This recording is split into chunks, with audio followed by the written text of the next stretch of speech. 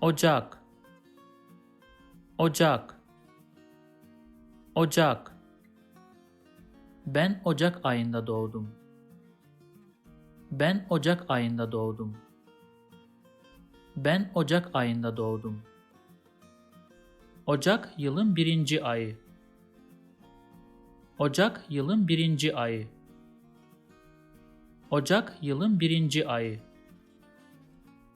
Ocak Şubat'tan önce gelir.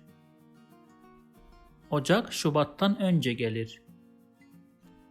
Ocak Şubat'tan önce gelir.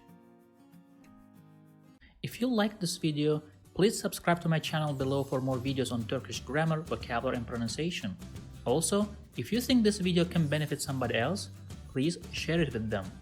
Last, if you have any comment or request, please provide your feedback in the comment section below and I'll do my best to respond as soon as possible.